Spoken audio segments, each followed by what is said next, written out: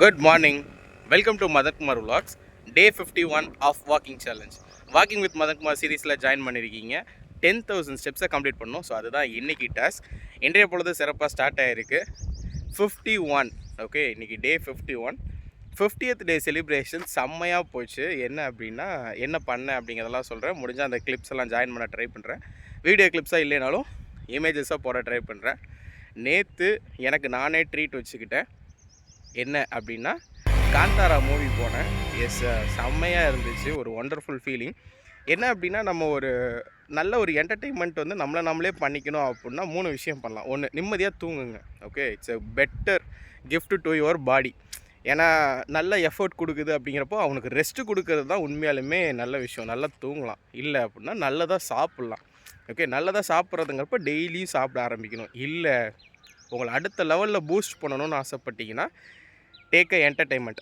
ஒரு ட்ராவல் போகலாம், எங்கேயாவது நியூவான இடத்துக்கு போகலாம், இல்லை ஏதாவது ஹில்ஸு பியூட்டிஃபுல்லான பிளேசஸ் அங்கே போகலாம். அவ்வளோ முடியலையா, உங்களுக்கு டைம் ரொம்ப கம்மியாக இருக்கா, படத்துக்கு போங்க. ஓகே, படமும் நல்ல படமாக இருக்கணும், உங்களுக்கு எஃபெக்டிவாக இருக்கணும். நேற்று காந்தாரா மூவி செம்மையாக இருந்துச்சு. நானும் அம்மாவும் போயிருந்தோம். மாசாக இருந்துச்சுன்னு வைங்களேன், செம்ம இதாக இருந்துச்சு. முக்கியமாக அந்த தேட்டராக இருக்கட்டும், அந்த தேட்டர் எஃபெக்டாக இருக்கட்டும், எனக்கு ரொம்ப பிடிச்சிருந்துச்சி. ஒருவேளை அந்த படத்தை வந்து நான் என்ன ஐடியாவில் இருந்தேன்னா, ஓகே இன்னும் கொஞ்ச நாள் ஆகட்டும், ஆன்லைனில் வந்துடும், ஓகே நம்ம நெட்ஃப்ளிக்ஸோ ஏதோ ஒன்றில் எடுத்துருவாங்க, நம்ம அதில் பார்த்துக்கலாம் அப்படின்னு ஒரு ஐடியாவில் இருந்தேன். தியேட்ரு போய் பார்க்க வேண்டிய ஒரு சூப்பரான படம் காந்தாரா. அந்த sound effect and visual treat நிறைய டிவியோ அல்லது நார்மல் நம்ம வீட்டில் இருக்கக்கூடிய அந்த மானிட்டர்ஸ்லாம் பார்த்திங்கன்னா அவ்வளோ விஷுவலாக இருக்காது. பட் அந்த தேட்டரில் டார்க் ரூமில் எஸ் அந்த ஒரு என்ன சொல்கிறதுங்க, அந்த என்ன சொல்கிறது, பீப்புளோட சேர்ந்து அந்த சவுண்ட் எஃபெக்டில் பார்த்தது எனக்கு ரொம்ப சூப்பராக இருந்துச்சு. முக்கியமாக அந்த 50th டே செலிப்ரேஷனுக்காக நான் அங்கே போயிருந்தது. படமும் சூப்பர், என்டர்டெயின்மெண்ட்டும் மாசு, ஓகே எல்லாமே பீக்கில் இருந்துச்சு. ஸோ அப்போ என் மைண்ட் எனக்கு சொன்ன விஷயம், தேங்க்யூ ஸோ மச், கரெக்டாக ஒரு நல்ல ட்ரீட் கொடுத்துருக்க. எனக்கும் ஒரு எனக்கு வந்து பார்த்தீங்கன்னா ஒரு ரெஃப்ரெஷ்மெண்ட்டாக இருந்துச்சு அப்படிங்கிற மாதிரி எனக்கே ஃபீல் ஆச்சு. சூப்பராக இருந்துச்சு. அம்மாட்டி கேட்டால் அம்மாவும் சூப்பராக இருக்குது மூவி அப்படின்னு தான் சொன்னாங்க. எஸ், இப்படி தான் அந்த 50th டே செலிப்ரேஷன் போச்சு. இன்னொரு செலிப்ரேஷன் பிளான் பண்ணிகிட்டு இருக்கேன். அதுக்கு இன்னும் டைம் கிடைக்கல. அது வர்றப்பையும் நான் அது என்ன அப்படிங்கிறத சொல்கிறேன். ஓகே, ஸோ இப்படி தான் நேற்று 50th டே போச்சு. இன்றைக்கி நம்ம வாக்கிங் ஸ்டார்ட் பண்ணிட்டோம். இந்த அக்டோபர் மந்தில் டெவலப்மெண்ட் ஃபேஸ் பற்றி பேசிகிட்டு இருக்கோம் இல்லையா, அந்த டெவலப்மெண்ட் ஃபேஸுக்கு இன்றைக்கி நான் எடுத்திருக்க டாபிக் என்ன அப்படின்னா டைம் மேனேஜ்மெண்ட். இந்த டைம் மேனேஜ்மெண்ட் டாபிக் பற்றி நான் பேசணும் அப்படின்னா தசாவதாரம் படத்தில் சொல்கிற மாதிரி தான், ஒரு 100 ஆண்டுகள் பின்னோக்கி செல்லணும் அப்படிங்கிற மாதிரி நான் வந்து ஒரு 15லேருந்து 16 வருஷம் வேஸ்ட் பண்ணியிருக்கேன் இந்த டைம் மேனேஜ்மெண்ட்டுக்கு மட்டும். ஓகே, அப்படின்னா நான் 9th படிக்கிறப்ப தான் எனக்கு இந்த படிக்கணுங்கிற ஆர்வமே ரொம்ப வர ஆரம்பிச்சிது. ஓகே, ரொம்ப டாப்பர்லாம் கிடையாது, படிக்கணும்னு ஆசை வந்துச்சு. ஸோ அப்போ என்ன பண்ண ஆரம்பித்தேன் அப்படின்னா, இது நம்ம எல்லாருமே பண்ணியிருப்போம், பட் நான் கொஞ்சம் தெளிவாக பண்ணேன்னு வச்சுக்கோங்களேன். என்ன அப்படின்னா, எக்ஸாம் டேட் வந்துருச்சுன்னு வைங்க, மினிமம் ஒரு 20 டேஸ் 30 டேஸ் பிஃபோரே கொடுத்துருவாங்க. ஆஃப் இயர்லி, குவார்ட்டர்லி, ஆனுவல்லாம் வருதுன்னா ஒரு 30 டேஸ் ஆர் 20 டேஸ் பிஃபோர் ஏர்லியராக கொடுத்துருவாங்க. நான் என்ன பண்ணுவேன் அப்படின்னா, அந்த 20 நாளுக்கும் ஷெடியூல் போடுவேன். எப்போது 9th என்ன ஷெடியூல் போடுவேன், ஃபார் எக்ஸாம்பிள் 20ஆம் தேதி எனக்கு எக்ஸாமுன்னு வச்சுக்கோங்களேன். நான் 20ஆம் தேதிக்கு என்ன பண்ணுவேன் அப்படின்னா, ஓகே இன்றைக்கி 1ஆம் தேதி ஈவினிங் இவ்வளோ நேரம் இருக்கும், தமிழ் படிக்கலாம், அடுத்து இங்கிலீஷ் படிக்கலாம், அடுத்து மேக்ஸ் படிக்கலாம், இப்படி ஒரு 5. ஓகே, 6ஆவது நாள் ஒரு குட்டி டெஸ்ட்டு, அடுத்து திருப்பி 5 நாள் அடுத்து ஒரு டெஸ்ட்டு. இப்படி நான் பிளான் பண்ணி நிறைய ஷெடியூல்லாம் போடுவேன். பட் இது எக்ஸிக்யூட் பண்ணனா 9th அப்படின்னு கேட்டால் கிடையவே கிடையாது. ஏன் அப்படின்னா, அப்போ எனக்கு தெரியாது இது கரெக்டாக ஃபாலோ பண்ணால் நல்ல மார்க்ஸ் வரும் அப்படின்னு. But full and full failure. அதை ஃபாலோ பண்ணலை. என்ன எனக்கு சின்ன வயசில் தாட் அப்படின்னா, ஓகே எக்ஸாமுக்கு இன்னும் டைம் இருக்குது படிச்சுக்கலாம் அப்படின்னு ஒரு தாட்டு. இன்னொரு என்ன தாட் அப்படின்னா, டைம் டேபிள் போடும்போதே எனக்கு ஒரு சாட்டிஸ்ஃபேக்ஷன். ஓகே, தமிழில் ஃபஸ்ட் லெசன் படிக்கணும்னு எழுதிட்டாலே எனக்கு படிச்சிட்ட மாதிரி உள்ளுக்குள்ளே ஒரு மைண்டு ஃபிக்ஸ் ஆயிரும். ஓகே, அதான் தமிழில் ஃபஸ்ட் லெசன் படித்தாச்சு, டேய் நீ இன்னும் படிக்கவே இல்லை, படிக்கணும்னு தான் எழுதியிருக்க அப்படிங்கிற மாதிரி சின்ன வயசில் அப்போ இருந்துச்சு. பட் எனக்கு இப்போ திரும்பி பார்க்குறப்ப என்ன தோணுதுன்னா, I started the habit at 9th standard but I didn't follow. Okay, after 10th வந்தேன். இந்த 10th வந்தப்போ தான் எனக்கு என்ன விஷயம் வருது அப்படின்னா, இதுக்குள்ளே ஒரு ஸ்ட்ரிக்ட்னஸை உள்ளே கொண்டு வந்தேன். என்ன அப்படின்னா, நான் ஷெடியூல்லாம் பக்காவாக போட்டுருவேன், ஒரு 4 நாள் ஃபாலோ பண்ணுவேன். 5ஆவது நாள் ஏதாவது ஒரு ரீசன் வரும், ஊர் திருவிழாவாக இருக்கும், கரெக்டாக அந்த டைமில் தான் திருவிழா வரும், ஐபிஎல் வரும், தென் அந்த டைமில் நிறைய ஃபங்க்ஷன்ஸ் வரும்னு வச்சுக்கோங்களேன். ஏதோ ஒரு காது குத்தோ கல்யாணமோ இல்லை பசங்க கூப்பிட்றதோ இப்படி ஏதோ ஒன்று நடந்துக்கிட்டே இருக்கும். அப்போ என்ன நடக்கும்னு கேட்டிங்கன்னா, 10th அந்த பாதியிலேயே அது அடி வாங்க ஆரம்பிச்சிது. அப்போயும் சூப்பராக ஷெடியூல் போட்டேன், பட் ஃபாலோ பண்ணல. அப்போ தான் எனக்கு ஒரு விஷயம் புரிஞ்சுது. ஓகே, எனக்கு வந்து யாரோ ஒருத்தர் கண்ட்ரோல் பண்ணால் தான் இது சரிப்பட்டு வரும். பிளான்லாம் சூப்பராக பண்ணுறோம், எல்லாமே ஓகே. பட் யாரோ ஒருத்தர் என்னை கண்ட்ரோல் பண்ணணும் அப்படின்னு யோசிக்கிறப்ப தான் நான் டியூஷன் சேர ஆரம்பித்தேன். 10th டியூஷன் சேர்ந்தேன். பட் டியூஷன் சேர்ந்ததுக்கு அப்புறம் தான் தெரிஞ்சுது அது வந்து நம்மளை ஸ்ட்ரிக்ட் பண்ணுறதுக்குலாம் இல்லை. டியூஷன்னா என்ன அப்படின்னா சொல்லிக் கொடுப்பாங்க, நம்ம போய் ஹோம் ஒர்க் பண்ணலாம் அப்படிங்கிற விஷயம் புரிஞ்சுது. அப்போது எனக்கு அங்கே போனதுக்கப்புறம் ஒரு பூஸ்டப் ஆச்சு. என்ன அப்படின்னா அங்கேருந்து தான் டைம் மேனேஜ்மெண்ட் தோண ஆரம்பிச்சிது. என்ன அப்படின்னா 6 to 7 டியூஷன். ஓகே, அப்போ இந்த 6 to 7 டியூஷன் அப்படிங்கிறப்போ 1 hour டியூஷன், அந்த 1 hourனா படிக்கணும் அப்படின்னு மைண்டு ஃபிக்ஸ் ஆக ஆரம்பிச்சிது. அது அப்படியே ஹேபிட்டாக மாற ஆரம்பிச்சிது. அதுக்கப்புறம் நான் டியூஷன் வந்து பார்த்திங்கன்னா 11th டியூஷன் போகல. என்ன பண்ணேன்னா அந்த டைமே வந்து பார்த்திங்கன்னா 6 to 7 தமிழ் படிக்கணும். பாருங்கள், முன்னாடி ஒரு நாள் போட்டு அந்த நாளில் தமிழ் படிக்கணும்னு இருந்தேன். இதை கற்றுக்கிறதுக்கு எனக்கு 2 வருஷம் ஆயிடுச்சு. 6 to 7 தமிழ் படிக்கணும், 7 to 8 இங்கிலீஷ் படிக்கணும், ஒரு குட்டி கேப்பு, அப்புறம் சாப்பிட்டு வந்துட்டு அடுத்தது படிக்கணும் அப்படின்னு பிளான் பண்ண ஆரம்பித்தேன். 10th இந்த பிளான் பண்ணி இதோட பெனிஃபிட் என்னன்னு கேட்டிங்கன்னா கொஞ்சம் நல்ல மார்க் வந்துச்சுன்னு வைங்களேன். ஒரு 477 எடுத்தேன். மேக்ஸ் அண்ட் சயின்ஸில் சென்டம் 477 எடுத்தேன். பட் இந்த 11th போகிறப்ப தான் இப்போ மார்க்ஸை பெருசாக நினைக்காதீங்க. ஓகே, நான் இப்போயுமே மார்க்ஸை பெருசாக நினைக்கல. நான் எப்போ எதை பெருசாக நினைக்கிறேன்னா அந்த ஹேபிட் தான். 11th வரப்போ என்ன நடந்துச்சு அப்படின்னா பர்ஃபெக்டாக டைம் பிளாக் மெத்தட் அப்படின்னு சொல்லுவாங்க. இந்த டைம் பிளாக் மெத்தட்னா என்ன அப்படின்னா ஒவ்வொரு மணி நேரம், அந்த ஒவ்வொரு மணி நேரத்துக்கு ஒரே ஒரு டாஸ்க், அதை பிளாக் பண்ணிடணும். அதை தவிர வேறு எந்த வேலையும் பண்ண மாட்டேன். அதை தாண்டியும் 1 மணி நேரத்தை தாண்டியும் பண்ண மாட்டேன். அப்படிங்கிறது தான் டைம் பிளாக் மெத்தட். இப்போ இந்த டைம் பிளாக் மெத்தடை நான் கற்றுக்கிட்டதுக்கப்புறம் என்ன பண்ண ஆரம்பித்தேன் அப்படின்னா திருப்பி நானே என்னோடய ஷெடியூலில் வந்து எல்லாமே மாற்றி அமைக்க ஆரம்பித்தேன். பட் இதுவும் அடுத்த கட்டத்தை ஃபெயிலியரில் தான் போய் நின்றுச்சு. ஏன் ஃபெயிலியர் ஆச்சு அப்படின்னா இப்போ ஸ்பெசிஃபிக்காக ஒரு வச்சிட்டோம் இல்லையா, பட் என்னென்னா கரெக்டாக அந்த டைமில் மறுபடியும் ஏதோ ஒரு டிஸ்ட்ராக்ஷன்ஸ் வரும். ஓகே, அப்போ தான் கரெக்டாக ஃபோன் எடுத்து பார்க்கணுன்னு தோணும், இல்லை ஏதாவது வெளியே போகணுன்னு தோணும். அப்போ தான் எனக்கு வண்டிலாம் கிடச்சிது வீட்டில். அப்போ வண்டி ஓட்டி பார்க்கணும், அந்த டைம் தான் ஃப்ரீயாக இருக்கும். அப்படிங்கிற மாதிரி நிறைய ஏதோ ஒரு நடந்துக்கிட்டே இருக்கணுங்களா. முக்கியமாக ஃபோன் என்னை ரொம்ப டேமேஜ் பண்ணிச்சு. ஸோ 11th அப்படியே போக ஆரம்பிச்சிச்சு. முக்கியமாக எங்கள் பசங்களோட கிரிக்கெட் அந்த டைமில் தான் நல்லா போயிட்டு இருந்துச்சு, பீக்கில் போயிட்டு இருந்துச்சு. எஸ், இப்போ இது என்ன ஆகுது, இப்படியே போச்சுன்னா சரிப்பட்டு வராது அப்படின்ட்டு இப்போ தான் அந்த தாட்டில் வருது. சரிப்பட்டு வராதுன்னு எனக்கு 11th தோணுனதே கிடையாது. ஏன்னா அப்போ செம்ம ஜாலி ஃபேஸில் இருந்தேன். தென் 12th வரப்போ தான் எனக்கு இன்னொரு விஷயம் வருது. என்ன அப்படின்னா நீ எல்லாமே பர்ஃபெக்டாக பண்ணுற, என்ன படிக்கணும்னு உனக்கு தெரியுது, எப்போ படிக்கணும்னு தெரியுது, படிக்கலைன்னா உருப்பட மாட்டேன்னு தெரியுது. ஓகே, எந்தெந்த நேரத்தில் என்னென்ன படிக்கணும்னு தெரியுது. பட் உனக்கு யாரோ ஒருத்தர் மானிட்டர் பண்ணுறதுக்கு இல்லை. இது மட்டும் எனக்கு தெளிவாக புரிஞ்சுச்சு. ஏன்னா 10th அதே தான் நடந்துச்சு. யாராவது ஒருத்தர் என்னை கேள்வி கேட்டாங்கன்னா ஐ கேன் டூ வெல் அப்படின்னு சொல்லி எனக்கு தோண ஆரம்பிச்சிது. என்ன அப்படின்னா யாரோ ஒருத்தர் என்னை மானிட்டர் பண்ணிக்கிட்டே இருக்கணும். 6 to 7 நீ படிச்சியா அப்படின்னு யாரோ ஒருத்தர் கேட்கணும். கூடவே உட்காரணும்னு அவசியம் இல்லை. யாராவது ஒருத்தர் கேட்கணும், படித்தேன் சார், இந்த மாதிரிலாம் நல்லா படித்தேன் அப்படின்னு சொல்லணும். இல்லை யாராவது ஒருத்தர் வந்துட்டு இந்த டைமில் நீ என்ன படித்த அப்படின்னு ஏதோ ஒன்று கேட்கணும் அப்படின்னு ஒரு மைண்ட் செட் வந்துச்சு. அப்போ தான் எனக்கு என்ன தேவைப்பட்டுச்சு அப்படின்னா ஹாஸ்டல். ஓகே, ஹாஸ்டல் யாராவது கடைசி 1 மாதம் 1.5 மாதத்தில் சேர்ந்து பார்த்துருக்கீங்களா? நான் சேர்ந்தேன்.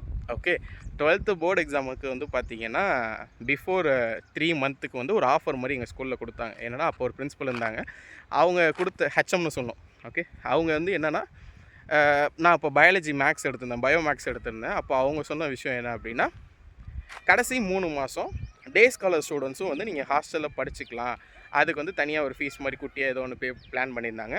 எனக்கு அது சூப்பராக பட்டுச்சு. டிஸ்ட்ராக்ஷன் இல்லாமல், ஓகே, யாரோ ஒருத்தர் நம்மளை மானிட்டர் பண்ணோம். இந்த 2 விஷயம் தான் எனக்கு இல்லாமல் இருந்துச்சு. Okay, so I know how to plan. கரெக்டாக பிளான் பண்ண ஆரம்பித்தேன். என்ன படிக்கணும்னு எனக்கு தெரியும். பட் இந்த டிஸ்ட்ராக்ஷனும் மானிட்டர் என்ன பண்ணுறதுக்கு ஆள் இல்லாதனால ரொம்ப கஷ்டப்பட்டுட்டு இருந்தேன். கஷ்டம்லாம் இல்லை, மறுபடியும் சொல்கிறேன், இப்போ அது கஷ்டமாக தெரியுது. ஆனால் அன்றைக்கி செம்ம என்ஜாய்மெண்ட்டாக இருந்துச்சு. அப்போ தான் எனக்கு இந்த ஹாஸ்டல் ஆஃபர் வரும். நான் ஹாஸ்டல் ஆஃபர் அப்படியே பிடிச்சிக்கிட்டேன். நான் இது வரைக்கும் ஹாஸ்டல் போனதே கிடையாது. 12th வரைக்கும் நான் ஹாஸ்டலே போனது கிடையாது. ஃபஸ்ட் டைமாக ஹாஸ்டல் போகிறேன். அங்கே போனதுக்கப்புறம் தான் இந்த டைம் மேனேஜ்மெண்ட்லாம் என்ன அப்படிங்கிற விஷயமே புரிய ஆரம்பிச்சிது. ஹாஸ்டல் எனக்கு சொல்லிக் கொடுத்த விஷயங்கள் அதுதான். அந்த ஹாஸ்டலில் பர்ஃபெக்டாக வந்து பார்த்திங்கன்னா ஸ்கூல் முடிஞ்ச உடனே கரெக்டாக ஒரு 1/2 மணி நேரம் கேப் கொடுப்பாங்க. 1/2 மணி நேரம் கேப்பில் வந்து பார்த்திங்கன்னா மேலே போய் ரெஃப்ரெஷ் ஆகிட்டு நேராக கேன்டீன் வந்துடணும். கேன்டீன் வந்துட்டோம்னா அங்கே ஒரு 1/2 மணி நேரம் கேப் கிடைக்கும். அங்கே என்ன பண்ணலாம் அப்படின்னா ஒரு டீயும் ஸ்நாக்ஸும் கொடுப்பாங்க. முடிச்சுட்டு 6 மணிக்கு ஸ்டடி ஆரம்பிக்கும். 5:30 6 மணியான்னு சரியாக ஞாபகம் இல்லை. 6 மணிக்கு ஆரம்பிக்குது, நம்ம ஒரு பேச்சுக்கு வச்சுக்குவோம். 6 மணிக்கு ஆரம்பித்தா 1.5 மணி நேரம் ஸ்டடி. 6 to 7:30 வரைக்கும் வந்து பார்த்திங்கன்னா ஸ்டடி நடக்கும். கரெக்டாக 7:30க்கு சாப்பிட விட்டுருவாங்க. ஓகே, மதியம் அந்த நைட்டு டின்னர் ரெடி ஆகிடும். போய் கரெக்டாக சாப்பிட்டோம்னா அதுக்கு கரெக்டாக 40 நிமிஷம் டைமு, 30 நிமிஷம் சாப்பிட, 10 நிமிஷம் ரெஃப்ரெஷ்மெண்ட்டுக்கு அப்படின்னு சொல்லுவாங்க. பாருங்கள், அந்த டைம் அப்படியே பிளாக் ஆக ஆரம்பிக்குது. ஓகே, ஸோ அப்போ தான் எனக்கு விஷயம் புரியுது. கரெக்டாக ஒருத்தர் மானிட்டர் பண்ணி ஒரு சிஸ்டத்துக்குள்ளே இருந்தோம் அப்படின்னா அந்த ஹேபிட் ஃபார்மிங் சூப்பராக இருக்கும் அப்படின்னு தோணும். நிறைய பேர் ஃபீல் பண்ணியிருப்பீங்க, ஹாஸ்டல் லைஃப்பில் இருக்கிறப்போ நிறைய விஷயம் பண்ணணும்னு தோணும். நிறைய பேர் பாருங்களேன், அந்த டைமில் தான் மெடிடேட் பண்ணணும், இல்லை மியூசிக் வாசிக்கணும், வெளியே போய் இதெல்லாம் பண்ணணும்னு தோணும். ஏன் அப்படின்னா அந்த டைமில் தான் நம்மள்ட்ட டிஸ்ட்ராக்ஷன் ஒன்று இருக்கவே இருக்காது. ஏன்னா நம்ம கூட ஒரு 10 ஃப்ரெண்ட்ஸ் இருப்பான். அந்த 10 பேரும் வந்து பார்த்திங்கன்னா படிக்கணும்னு ஒரு ஐடியாவில் இருப்பான். என் கூட வந்தவங்க அப்படி இருந்தாங்க. படிக்கணும்னு ஒரு ஐடியா இருந்தால் so you have a circle, they all have a same thought. ஒன்று. ரெண்டாவது, உங்களை டிஸ்ட்ராக்ட் பண்ணுறதுக்கு யாருமே இல்லை. அப்போ அந்த மானிட்டரிங் ப்ராசஸுக்கு ஆள் இருக்கப்போ உங்களுக்கு என்ன நடக்கும் அப்படின்னு கேட்டிங்கன்னா படிச்சுக்கிட்டே தான் இருப்பீங்க.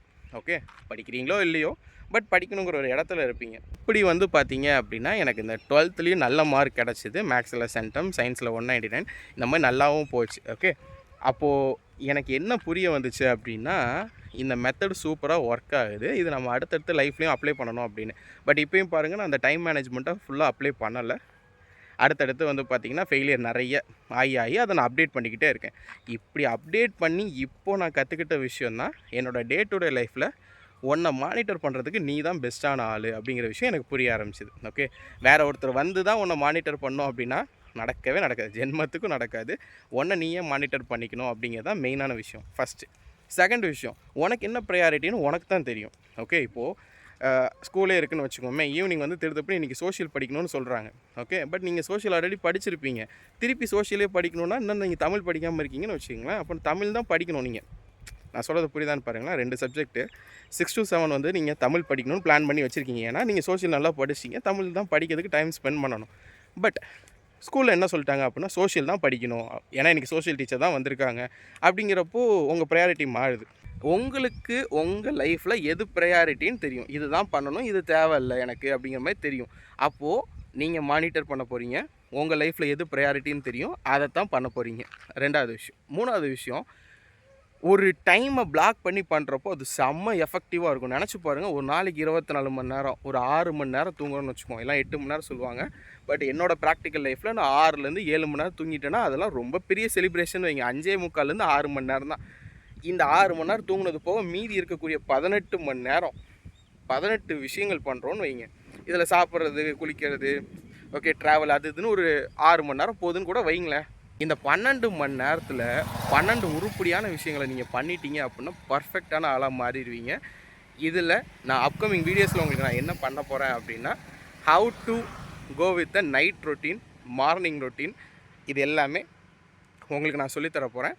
முக்கியமாக 15 வருஷத்தில் நான் கொஞ்சம் கொஞ்சமாக ஓகே, இது பண்ணலாம், இல்லை இது நடக்கலை, சரி இதுக்கு மேலே ஒன்று பண்ணலாம், இது பண்ணலாம், ஓகே இந்த இடத்துல இது தப்பாகுது, இதை சரி பண்ணலாம் அப்படின்னு நான் டெவலப் பண்ண விஷயத்த உங்களுக்கு நான் ஈஸியாக சொல்லி தர போகிறேன். ஃபார் த அப்கமிங் டேஸில் வந்து பார்த்தீங்க அப்படின்னா வரப்போகிற எல்லா வீடியோஸ்லையும் ஃபுல்லாக பாருங்கள். கண்டிப்பாக உங்களை ஸ்பெஷல் பர்சனாக மாற்றும். முக்கியமாக இது அக்டோபர் மந்தில் வந்துகிட்டு இருக்குது. இதை நீங்கள் கேட்டு கொஞ்சம் கொஞ்சமாக ஃபாலோ பண்ணிங்கன்னா 2026, நான் இப்போ கூட சொல்லலை, இது ஒரு 2-3 மாதம் நீங்கள் ட்ரை பண்ணி பாருங்கள். 2026 வந்து பார்த்தீங்கன்னா உங்களோட பர்ஃபெக்ட் ரொட்டீனாக வந்துடும். எல்லா ஏஜ் குரூப் பீப்புளுக்கும் தகுந்த மாதிரி இதை நான் பிளான் பண்ணி கொடுக்குறேன். என்னென்ன சொல்கிறேன் அப்படிங்கிறதையும் பாருங்கள். ஐ ஹோப் இந்த வீடியோவில் வந்து பார்த்தீங்கன்னா என்னோடய டைம் மேனேஜ்மெண்ட் சின்ன வயசுலேருந்து எப்படி ஃபாலோ பண்ணேன் அப்படிங்கிற விஷயம்லாம் சொல்லியிருக்கேன். சின்ன வயசுலேருந்து தப்பாக பண்ண எனக்கே கொஞ்சம் ரிசல்ட் நல்லா கிடைக்கிது அப்படின்னா சரியாக ஃபாலோ பண்ணிங்கன்னா உங்களுக்கு இன்னும் சூப்பராக இருக்கும் இல்லையா? அதை தான் நான் சொல்லித்தர ட்ரை பண்ணுறேன். அப்கமிங் வீடியோஸில் இதை எப்படி பர்ஃபெக்டாக பண்ணணும் அப்படிங்கிறத பார்ப்போம். இதுக்கு முன்னாடி நான் என்னெல்லாம் தப்பு பண்ணேன் அப்படிங்கிற விஷயத்த சொல்லிட்டேன் டைம் மேனேஜ்மெண்ட்டில். இப்போ இதை எப்படி சரியாக பண்ணிகிட்டு இருக்கேன், எப்படி அதோட ப்ராசஸ் நல்லா போயிட்டுருக்கு அப்படிங்கிறது அடுத்த வீடியோவும். அடுத்து ஒவ்வொரு ரொட்டீனாக எப்படி ஃபாலோ பண்ணணும், உங்கள் டேயில் நைட் எப்படி இருக்கணும், பகல் எப்படி இருக்கணும், ஒர்க் டே எப்படி இருக்கணும், ஃப்ரீ டைம் எப்படி இருக்கணும், இது எல்லாமே நான் உங்களுக்கு அப்கமிங் வீடியோஸில் சொல்கிறேன். ஸோ இன்றைக்கி 10,000 ஸ்டெப்ஸை முடிச்சு உங்களை மீட் பண்ணுறேன்.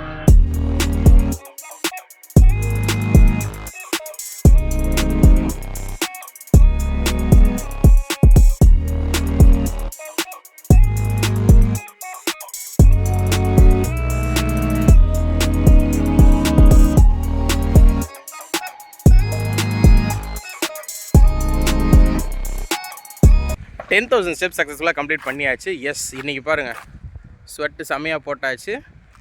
இன்றைக்கி ஃபுல்லாக ட்ராவலுமே செம்ம ஸ்மூத்தாக இருந்துச்சு. இன்றைக்கி வீடியோஸில் நிறைய டைம் மேனேஜ்மெண்ட் பற்றி பேசியிருப்பேன். இந்த டைம் மேனேஜ்மெண்ட்ஸோட அடுத்தடுத்த லெவல் என்ன அப்படிங்கிறத அடுத்த வீடியோஸில் சொல்கிறேன்.